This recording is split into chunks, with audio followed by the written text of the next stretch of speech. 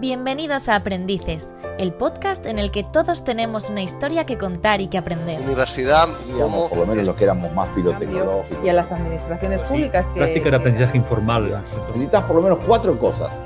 Escucha y descubre la experiencia vital y de aprendizaje de nuestros invitados. Hola, bienvenidos a Aprendices, el podcast de espacios de educación superior. Un lugar, ya saben, para hablar y sobre todo para aprender de la experiencia universitaria, profesional y personal de nuestros invitados. Recuerden que también pueden ver y visitar nuestra web, y así que como los podcasts que están también en iVoox y en nuestro canal de YouTube. Hoy tenemos con nosotros a Humberto Matas. Humberto Matas es licenciado en Publicidad por la Universidad Complutense de Madrid. Fundó su primera compañía en el año 94 y desde finales de los 90 fue miembro del equipo directivo de Tecnoland y posteriormente como cofundador de lo que más adelante fue Designit, una de las 10 compañías de innovación más importantes del mundo. Tras la venta de esta al gigante tecnológico indio Wipro, se convirtió en su CEO global con base en Nueva York y en 2020 decidió volver a España y tomarse un tiempo. También desde 2008 ha sido presidente de la Fundación Diseño e Innovación, desde donde lanzó la Escuela de Innovación H2I Institute, donde ahora desarrolla su nuevo proyecto White, un espacio para promover la reflexión sobre la ética y la tecnología. Tiene también una amplia experiencia en el mundo del aprendizaje y del emprendimiento como creador, decía, por H2I, la primera escuela de innovación centrada en personas que se abrió en España y impulsor de la introducción de metodologías de innovación como el Design Thinking en los MBA de la EOI y el EI o el Business Angel en diferentes proyectos. Ha sido Premio Nacional de Innovación y Diseño 2021, miembro del Jurado Laudo del Gobierno de España, del Gabinete de Ciencia y Tecnología, Whiteco, y cofundador con el filósofo Montero. Lo primero, Humberto, es darte las gracias por estar aquí. Muchas gracias a vosotros. Empezamos siempre con todos nuestros invitados preguntando un poco cómo, en su época en la que tiene que decidir por sus estudios y ir a la universidad, ¿por qué decide estudiar lo que estudió? Bueno, esa es una muy buena pregunta, curiosa. Solo un matiz, has dicho que soy Premio Nacional de Diseño. No, fui miembro del jurado, ¿vale? Hace unos años, no he llegado ahí. Bueno, pues yo en realidad, aunque formalmente he estudiado Publicidad y Relaciones Públicas, en realidad lo que estaba estudiando era arte dramático. O sea, yo en COU empecé a estudiar arte dramático y durante toda la carrera formé parte de los herederos de los TEUs. En aquella época estaba Villapalos de rector en la Complutense y estaba apoyando mucho al teatro. Y en realidad yo iba encaminado hacia ahí. Yo quería ser actor y de hecho estuve trabajando como actor durante un año. Y como vi que mis padres para dejarme hacer todo aquello me pidieron que estudiara algo. Y bueno, en mi familia, mi padre se dedicaba a la publicidad y me parecía como un salvavidas suficientemente cercano como para tenerlo. Y fue la razón por la que empecé a estudiar publicidad, ¿no? Luego mi derrotero profesional ha ido por otro lado. Pero vamos, no había una vocación de hacer ciencias de la comunicación, sino que era un plan B por si lo que salió mal, salía mal, que era ser actor. De todas formas, ¿qué recuerdos tienes de aquel conocimiento de aquella facultad, de aquel búnker, donde estudié yo también? Porque esa facultad de Ciencias de la Información tiene periodismo y tenía relaciones públicas y publicidad. ¿Qué recuerdas de aquellos años? Bueno, pues muy buenos. O sea, que siempre esas edades también, ¿no? Hagas lo que hagas, está todo bien, ¿no? Fueron unos años complejos. Además, aquella facultad estábamos muy hacinados y el año que yo entré nos mandaron a Almudena porque no había sitio. Pero bueno, fue unos años de estudios donde conocí gente muy, muy interesante, donde pues se asentaron una serie de maneras de mirar el mundo y de conectar conocimientos y de relacionar eventos, pues que luego te das cuenta con el tiempo, ¿no? que es lo que has ido adquiriendo, más que el conocimiento en concreto, que seguramente una carrera como publicidad tiene su base de conocimiento es muy efímera. Lo que das como contenido en una carrera de este tipo, hay alguna parte que sí se mantiene, ¿no? Pues temas de psicología, de comunicación y tal, pero bueno, muchas de las técnicas, de las herramientas, de las realidades a las que tienes que aplicarlo pues evidentemente después de tantos años han desaparecido, ¿no? Y cuando terminaste, enseguida pasas al mundo profesional. ¿Cuáles fueron los primeros pasos y por qué ese cambio de referente a lo que habías estudiado? Pues yo enseguida entré en agencia, que cuando después de un año, cuando acabé la carrera estaba trabajando de cómico de la legua en furgoneta por España conduciendo y montando escenarios, actuando y tal. Cuando acabé ese año, enseguida entré a trabajar como copy publicitario y bueno, no me terminó de convencer lo que era el entorno de trabajo de las agencias y decidí empezar a hacer otra cosa. Y fíjate, fue justo en quinto de carrera, teníamos una asignatura de biblioteconomía y documentación y leyendo un informe Fundesco, creo que era, no recuerdo exactamente qué organización lo editaba, lo publicaba, pero hablaban de redes telemáticas para hacer marketing y me llamó mucho la atención, ¿no? Y yo era en esa asignatura creo que era de los 8 que íbamos a clase y con el profesor pues estuve hablando, preguntándole y me orienté un poco y luego mi hermano, que es ingeniero y se dedicaba, bueno, en aquella época ya estaba metido en BBS y tal, pues empezó a hablarme más del tema y entonces entré en el año 95, sí, 94-95, que fue cuando montamos la primera agencia de marketing online, pues empecé a aplicar lo que he aprendido de marketing a todo el mundo online. Pero claro, tuve un cliente en 2 años porque en 94-95 no había nada que rascar. No había básicamente, no había ni webs como para hacer estrategias de marketing. ¿Y eso era ya con Tecnolan, no? Bueno, justo, o sea, yo abrí una compañía que se llamaba Conver, que duró 2 años y justo cuando yo iba a ver a mi hermano trabajaba en Tecnolan y le iba a ver para preguntarle cosas, pues ya me entré en contacto con el entorno de Tecnolan y bueno, pues me hicieron una oferta cuando yo tuve que cerrar esto porque no veía manera de pagarme un sueldo, pues ya entré en Tecnolan y entré cuando éramos 18 y entré en el 97 y ahí pues en 4 años pues crecimos nos convertimos en 600, estábamos en 5 o 6 países, entramos a formar parte, fuimos parte de Terra, de lo que era Terra en aquel momento, la iniciativa de Telefónica. Y sí, fue un aprendizaje. Eso sí que fue un máster en directo porque fuimos de 17 a 600 a la quiebra. Y en 2001 quebramos con todo el estallido de la burbuja.com y tal.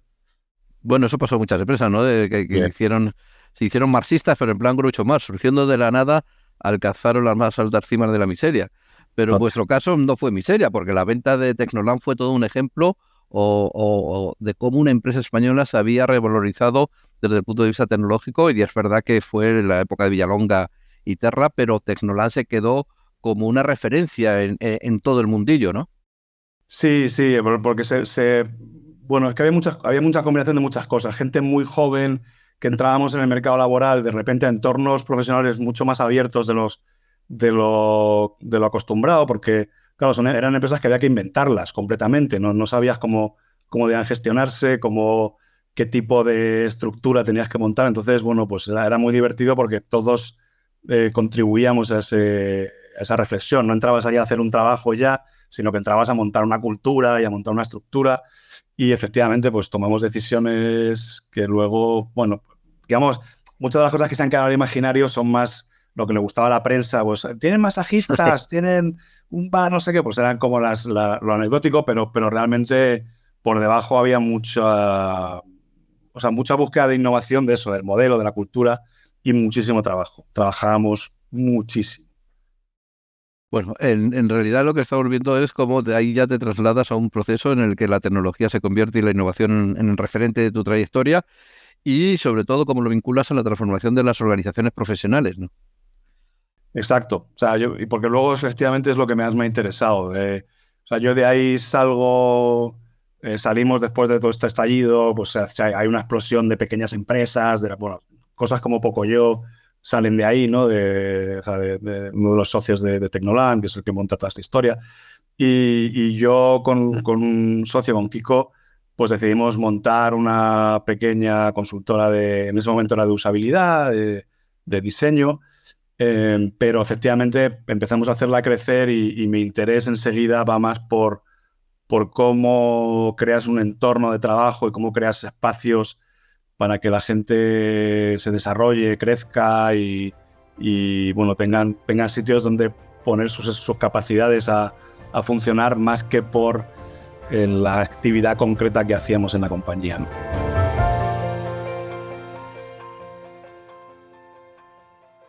¿Tú crees que en estos años el proceso de transformación digital todavía se sigue hablando de él, pero es un proceso casi que existe desde hace años y ya casi no es transformación, porque todo es digital? Pero ¿ha habido empresas y gente que se ha quedado en el camino? ¿O consideras que al final sí se consiguió esa transformación en la gran mayoría de las empresas? Es que, a ver, transformación digital, como bien acabas de decir, es un concepto en el que entran muchas cosas, ¿no? O sea, yo creo que lo que pasó en aquel momento, más que transformación digital, fue, si lo pensamos un poco despacio, era la primera vez que había capital para invertir en compañías fuera de los circuitos convencionales, fuera de decir que una familia con mucho dinero monta una empresa o un banco te da un crédito. De repente empieza a haber un capital, entonces empiezan a generarse, lo que te digo, este tipo de culturas de compañía, que yo creo que eso sí que luego impacta en las empresas. Yo recuerdo, nosotros trabajamos mucho con Bankinter y yo recuerdo a Juan Arena, presidente de Bankinter en aquel momento, montando en un edificio nuevo unos espacios de trabajo completamente diferentes, donde él tenía una mesa en el centro de la gente, donde las reuniones que teníamos de trabajo eran diferentes. Bueno, se apuntaban estas cosillas del Casual Friday, se pueden ir sin traje los viernes, ¿no? O sea, que hay como, también de nuevo, son como anécdotas, pero yo creo que ahí sí que entró una corriente de cultura empresarial, que eso sí creo que ha impactado. Yo creo que eso sí que se ha metido muy dentro de las organizaciones.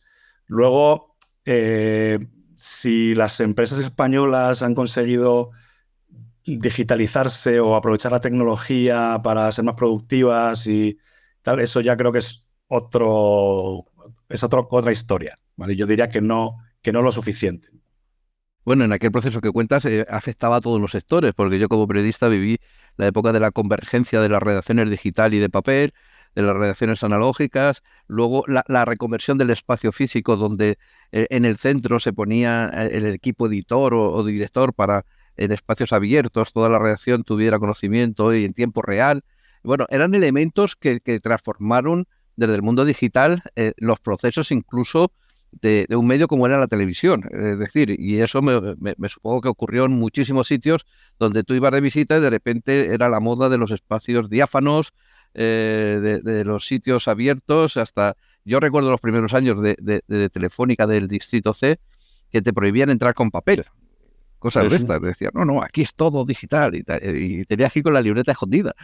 Sí, bueno, efectivamente, yo creo que ahí hay estás tocando un punto yo creo muy relevante, que es cuando las cosas son puramente cosméticas o cuando nacen de un convencimiento o nacen no de un convencimiento personal, sino de una conexión con el valor que tú entregas. O sea, si realmente tú crees que para entregar tú montas una empresa o una organización para entregar un valor, pues si tú crees que la mejor forma de organizarte para entregar ese valor es esta, o si de repente es que si no lo hago parece que no estoy en el sitio que tengo que estar, y efectivamente de repente son cambios completamente desconectados de tu proceso principal y entonces se añaden como condimentos, ¿no? Pues hay que hacer el espacio diáfano tal, pero ¿para qué?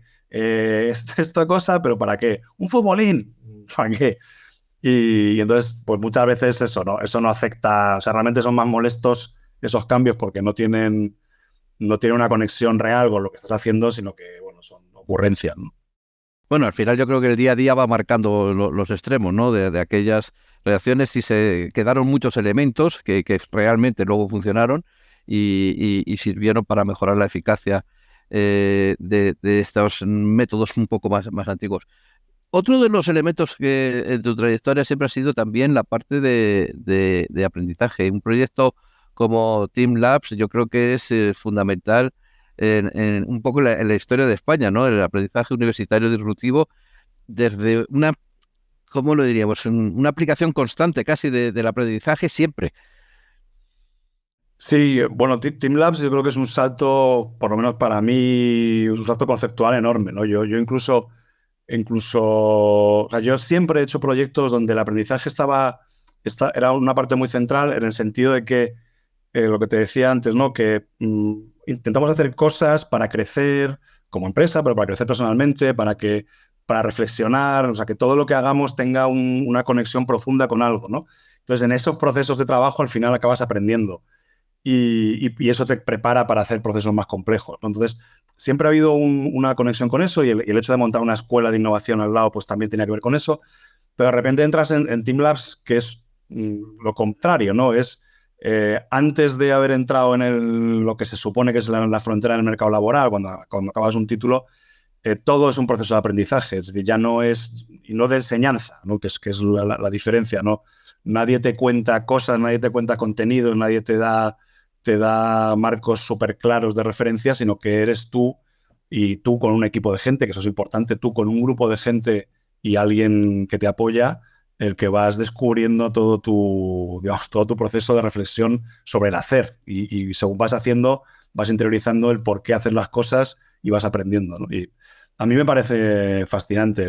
Es complejísimo. Yo no sé si me atrevería como chaval o chavala de 18 años a meterme en ese... O sea, si me pienso yo en esa edad, si me atrevería con semejante grado de complejidad y de responsabilidad, porque es que te lo cargas tú todo encima, ¿no? Ya no hay profesores, no hay gente que te diga cosas, sino que tienes tú que aprovechar el tiempo y aprovechar lo que tienes, los recursos que tienes ahí, ¿no? Entonces, Porque ahí en el fondo lo que se está es un poco diluyendo las fronteras entre práctica y formación.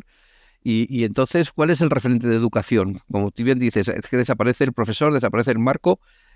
¿Cómo afrontas eso? Bueno, o sea, de hecho es que la formación entendida como un espacio en el que te preparo con un conocimiento y en el que yo te entrego un conocimiento y a partir de ahí, digamos, te hago mejor profesional porque manejas técnicas y herramientas, pues aquí se invierte. Bueno, yo no te entrego un conocimiento, yo te genero un espacio donde tú tienes que generar ese conocimiento a raíz de tu acción, ¿no?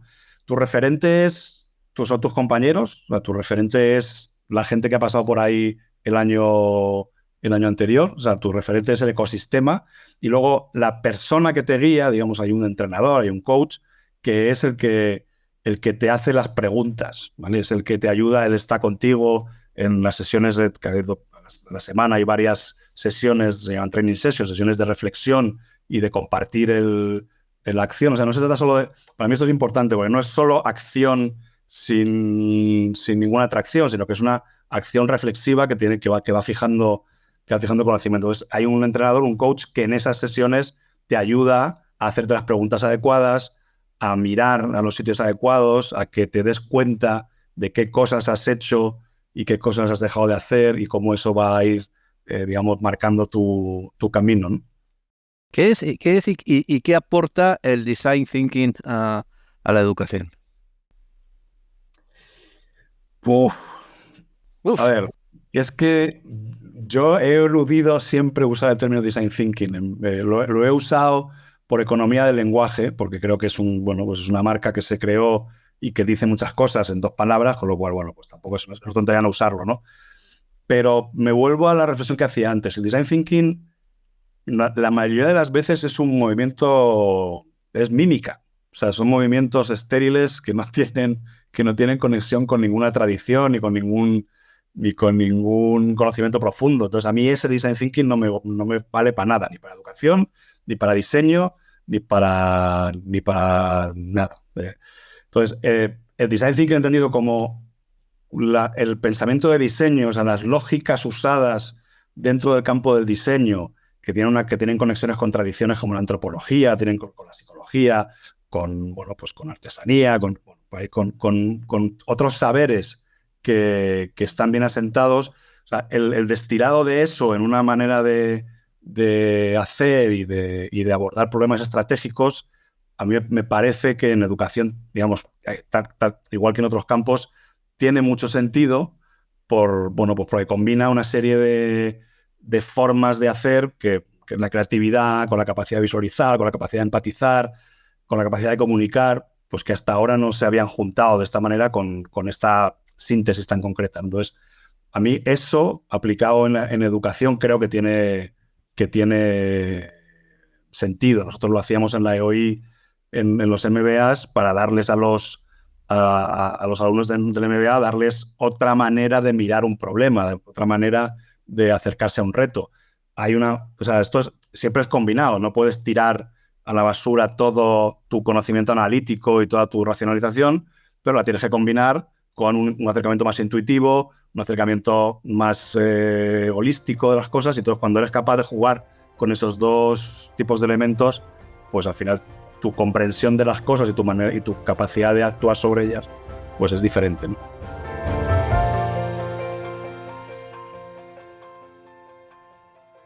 Leyendo un poco para preparar esta entrevista sobre tu trabajo y tu obra, he leído algunas cosas muy interesantes que decías. Hay una frase que me encantó, que hablaba sobre la necesidad de que las empresas se lancen las empresas y trabajadores se lancen de cabeza contra las incertidumbres.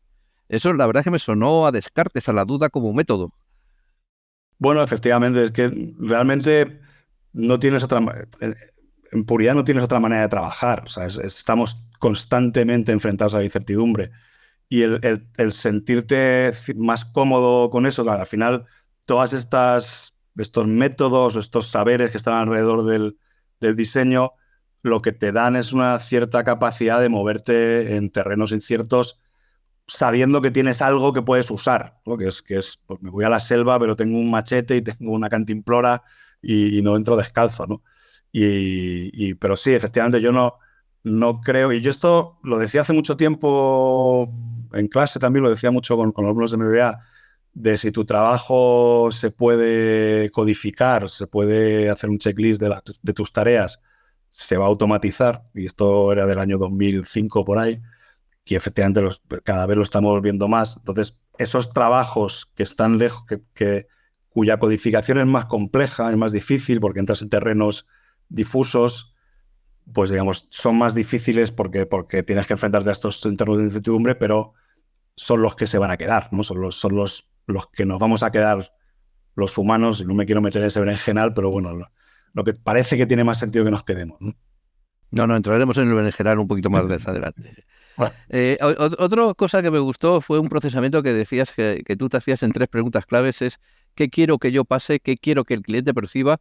¿Y qué quiero que entienda de mi marca o producto o servicio? ¿Sigue siendo ese procedimiento útil o ha cambiado en algo? Pues la verdad es que eso no sé cuándo lo dije, no lo sé.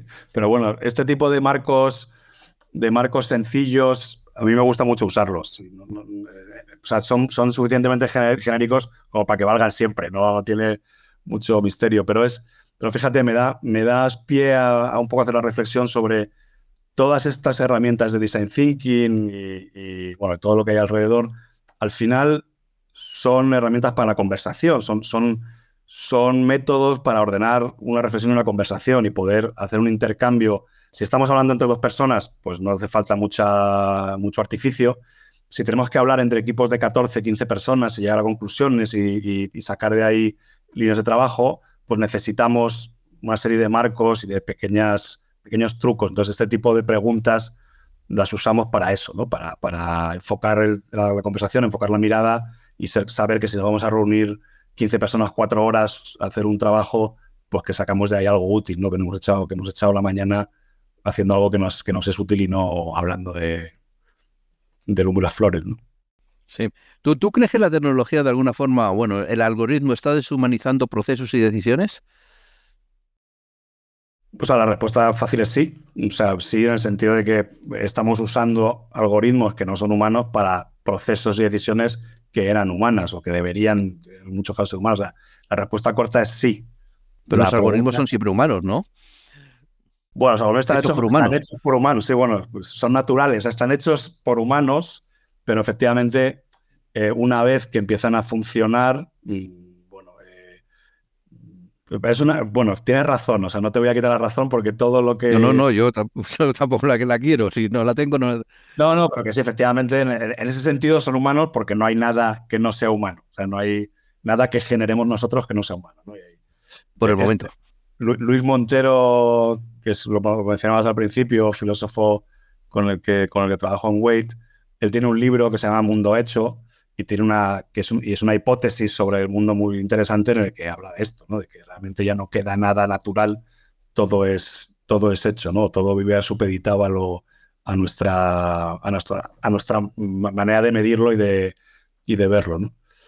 Pero si no nos vamos a la definición tan técnica, un proceso de selección de personal que hoy sí ya está pasando, que no es ciencia ficción, en el que los currículums están siendo seleccionados por una fórmula matemática, pues en ese sentido sí que es un trabajo que ha dejado se ha deshumanizado. Pero sin embargo, el origen de ese algoritmo a la hora de introducir los criterios para la evaluación de esos currículums sí es de un ser humano y no son puros o puramente objetivos, sino que van influidos por su propia persona, ¿no? Bueno, van influidos por la empresa o por los criterios. No, la base de datos que los ha entrenado. Sí, efectivamente. Y replica los sesgos que tenemos los humanos. Sí, efectivamente. Sí. Y luego, en el mundo de los algoritmos, yo no sé, ¿tú crees que las grandes tecnológicas, cuando hablamos de Meta, Google, TikTok, piensan en algún momento en proteger a sus clientes, yo no sé, de malos mensajes o dejan que los algoritmos desarrollen de una manera casi impune los criterios comerciales que se les ha impuesto como objetivo? Yo he tenido la suerte de, como comentabas al principio, de cuando vendí mi compañía, pues la vendí a una compañía tecnológica india de estas enormes, de 200.000 personas, y he estado dentro del motor, digamos, durante 4 años, ¿no? Y he aprendido varias cosas y una tiene que ver con la reflexión de que seguramente la corporación es la peor forma de organización humana que nos hemos inventado. Es la que nos permite hacer productos baratos por economías de escala, pero a nivel de organización para potenciar las habilidades o para crecer o para poner en juego lógicas que no sean puramente de eficiencia, es una organización, es terrible, ¿no? Entonces, cuando me hablas de organizaciones, si las organizaciones quieren hacer cosas, la respuesta es no. O sea, la organización no solo tiene una lógica. La lógica es que cada 3 meses tiene que entregar resultados a bolsa y que fallar expectativas es una diferencia de miles de millones de dólares. Por lo cual, la organización no quiere hacer nada. La organización como ente, lo único que tiene, su única función es maximizar el valor del accionista y hacer todo lo que esté en su mano para que eso funcione así, ¿vale? Me salgo de las B Corp y de todo el movimiento, de los movimientos que intentan corregir eso, pero digamos, en la mayoría del mundo esto funciona así. Luego, dentro de las organizaciones hay personas, hay equipos que intentan que esto no pase. Pues sí, o sea, como en todos los lados, pues hay espacios donde hay gente que intenta hacerlo bien, pero es muy complicado luchar contra las inercias. Pero ya no solo de la organización, la inercia del mercado. Al final todo esto va de que nosotros también buscamos nuestro porcentaje de nuestro 1% más de ahorro de cuando me da un depósito, no sé qué. Al final necesito que la bolsa funcione de una determinada manera, así que necesito que mi organización tenga ese tipo de pensamiento, ¿no? Entonces es realmente complicado el hecho, o sea, el poder poner otras lógicas dentro de las compañías que no sean puramente economicistas, de eficiencia. Y bueno, ahí tienes los ejemplos que casi todo el mundo está desmontando sus equipos de ética porque molestan, porque generan fricciones. Y yo ahí soy un poco pesimista en ese sentido. Es decir, no sé, sé qué tiene que pasar, porque de hecho, ha pasado en la historia que este tipo de cosas tan grandes se desmontan, se desdoblan, se hacen más pequeñas para poder generar otro tipo de dinámicas en el mercado. Pero con los oligopolios, monopolios de facto que tenemos hoy es bastante complicado. Y sobre todo porque estamos hablando de plataformas tecnológicas globales, es decir, que son más allá de las legislaciones nacionales y con una capacidad de que una legislación influya relativamente pequeña, ya sea Estados Unidos, ya sea la Unión Europea. Y todo esto hablando del mundo de Internet, pero es que llega la inteligencia artificial, que todo el mundo dice que es un salto aún mayor que Internet. ¿Tú cómo lo ves llegar? Bueno, yo creo que hay que esperar un poquito. A ver, si seguimos las lógicas de estas empresas que has mencionado antes, hay una cosa también clara en el mercado, que es que esta industria necesita cada cierto tiempo sacar cosas que nos parezcan que son la próxima gran revolución, porque su propia dinámica necesita eso. O sea, fíjate dónde estamos con los NFTs, las criptos, bueno, tenemos ahí un mundo tal, pero bueno, todo ese tipo de novedades que parecía que venían a cambiar no sé qué mercado del arte o de la creatividad o de tal, y luego realmente se han quedado prácticamente nada, ¿no? Entonces yo creo que la inteligencia artificial trae sustancias, es decir, que no es baladí, pero creo que estamos ahora mismo absolutamente metidos en una burbuja de hiperinflacionaria sobre lo que puede, lo que no puede hacer, o lo que debe, o lo que va a hacer. Y yo creo que tenemos que esperar un poquito para ver exactamente qué va a hacer. Realmente hay muy pocos casos de aplicaciones. A ver, te hablamos de las que están todo el día en prensa, ¿vale? De las generativas y tal. No, hay inteligencia artificial que está a juego de datos, que se lleva haciendo muchos años, que sí que tiene bueno, aplicaciones en ciencia, en medicina, muy claras, la capacidad de proceso de datos, digamos, rápido y gran cantidad de datos y generación de patrones. Eso tiene efectivamente aplicaciones que a todos se nos ocurren que son muy interesantes, pero todo el buzz de las generativas, bueno, yo estoy todavía por ver casos de uso realmente interesantes, que no sea para justificar el propio aprendizaje de la herramienta. Yo sería prudente. No digo que no vaya a haber cambios, que sí lo va a haber, pero no creo que vaya a ser esta hecatombe que tenemos ahora, ¿no? Que nos pintan ahora. Sin embargo, fíjate que la primera vez que hay una legislación preventiva, la que ha desarrollado la Unión Europea, muchos tecnólogos incluso la critican en Europa porque dice que eso va a suponer un fracaso frente a empresas, sobre todo norteamericanas con capitalismo salvaje, o chinas con todo el poder de un Estado totalitario, y que van a poder desarrollarse sin ningún tipo de límite. Y en la Unión Europea han preferido una prevención al desarrollo libre y salvaje. No sé si eso nos da un poco referencia del poderío de lo que viene.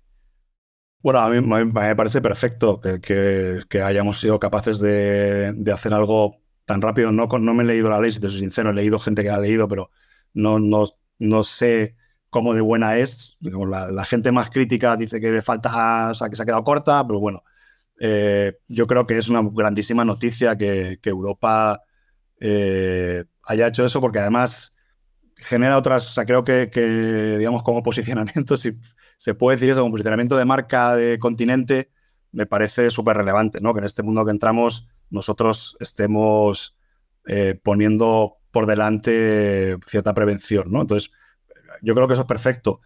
Eso no es obvio para que, digamos, los cambios que vienen sean catastróficos o no. Hay una hiperinflación de los riesgos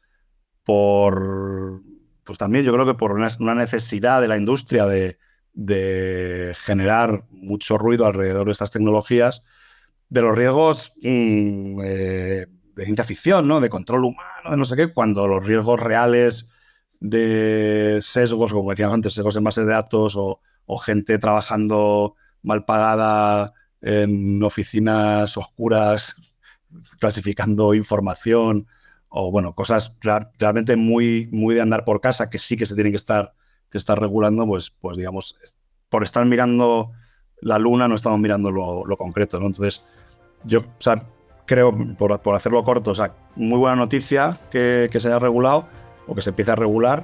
El impacto está por ver.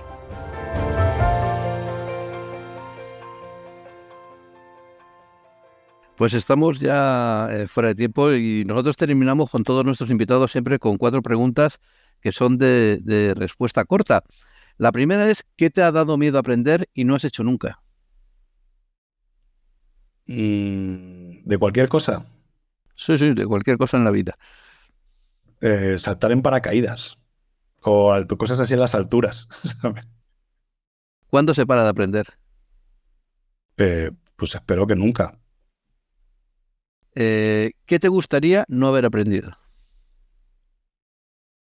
Pues mira, justo esto que te comentaba, cómo funciona el mundo de las multinacionales tan grandes, tecnológicas por dentro, porque me ha quitado muchísima ingenuidad y me ha dado un cinismo que antes no tenía y del que tengo que recuperarme. ¿Y con quién has aprendido las cosas más importantes de tu vida? Con mucha gente. Yo me he encontrado a lo largo de mi vida, o sea, tengo flashes, me salen nombres, ¿no? Pero quizá con una persona, un Mimba Sadur, con un padre de la creatividad que me enseñó ya, quizá porque me pilló más mayor, me pilló con casi 40 años y me enseñó una serie de habilidades que no tenía. Pero bueno, no sé, he aprendido con mis amigos, con mi familia, no sé, yo me paso la vida observando y intentando interiorizar cosas. Pues muchas gracias, Humberto, porque de verdad lo que hemos aprendido, yo creo, en estos minutos que nos has dedicado hemos sido nosotros. Espero que hayas pasado un buen rato y que, nos veamos pronto. Bueno, muchas gracias a vosotros. Universidad como... Por lo menos los que éramos más filotecnológicos. Y a las administraciones públicas que... Práctica de aprendizaje informal. Necesitas por lo menos 4 cosas. Escucha y descubre la experiencia vital y de aprendizaje de nuestros invitados.